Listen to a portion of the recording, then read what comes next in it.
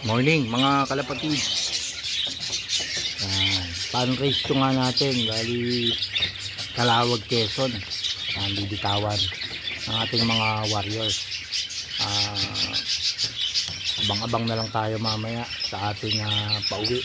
Bali 6 yung kinarga natin sa APR na club dito sa aming Muntinlupa. Kaya ngayon antayin natin kung makakauwi sila ng maayos at magandang pauwian kasi nga Quezon medyo masama ang panahon. Bali kagabi pa sila nag-update at yun nga malakas daw ang ulan. Sana po ay mai-release at makauwi ng maayos ang ating mga ibon. Kaya mamaya at balikan natin.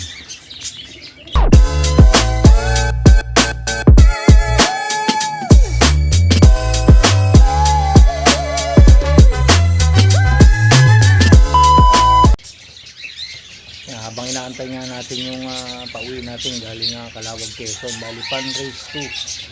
Yan, second lap. Yan, abang-abang tayo. Kape muna tayo mga kalapatid.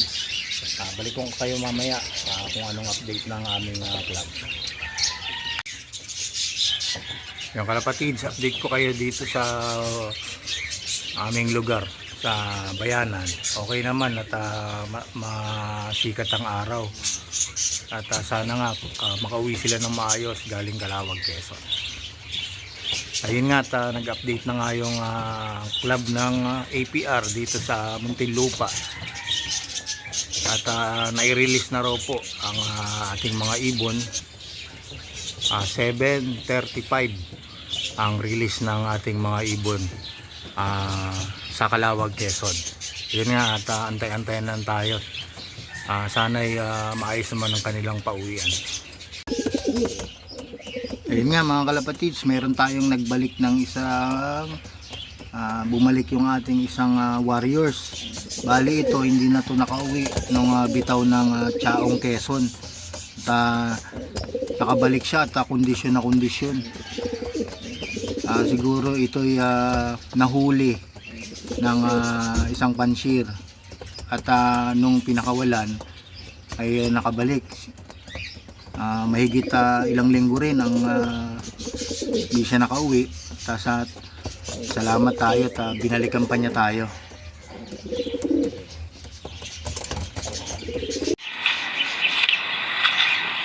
Ay, medyo madilim KPR.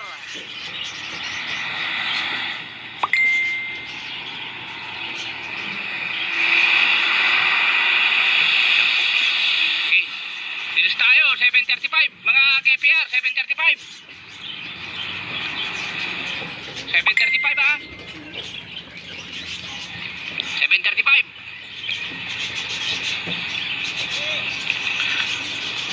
ay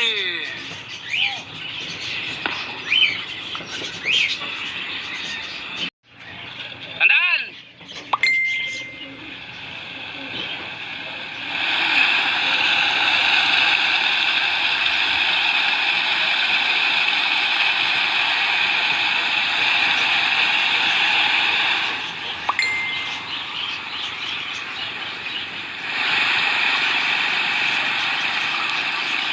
Yan nga mga kalapatids, na-release na ng 7:35 sa Calawag, Quezon. Kita nyo sobrang dami ng ibon.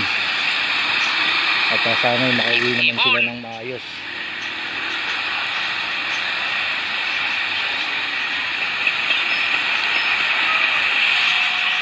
Ayun mga ibon. Yan nga mga kalapatids, balikan ko kayo mamaya sa update. 7:35 AM ang release ng ating mga ibon. Bali ang long distance niyan ay 146 km mula Calawag, Quezon hanggang dito sa ating Bayanan, Muntinlupa. Yan. Bali waiting pa po ako at wala pa pong nakakapag-clock sa aming club. Waiting naman po tayo. Kalapatids, may first dropper na tayo. Yan, salamat, nakauwi from Calawag, Quezon. Asok. Yan mga kalapatids, first dropper natin Kaso wrong pick. Bali hindi natin siya sinali sa pan race sa pangnauna. Bali yung sinali natin dalawa. Ito yung first dropper natin galing Calawag, Quezon. Yun nga mga kalapatids, bali may first dropper na tayo.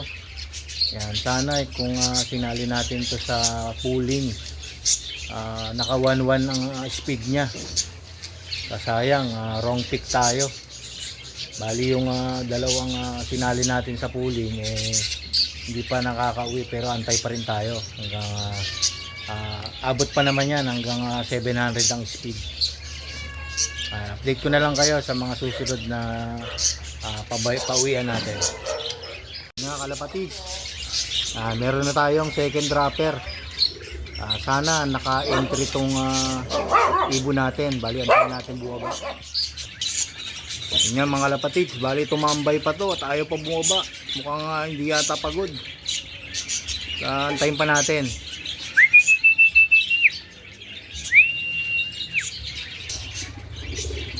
Ayun nga mga kalapatids, yan second dropper natin. Yan naka-entry siya. Pasok. Sok.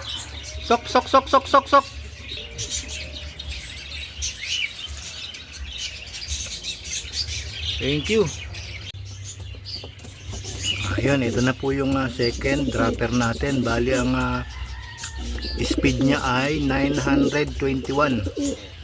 Yan po yung speed niya at medyo tumambay pa kanina. Siguro kung diretsong baba na yan, nasa 1,000 yung speed niya.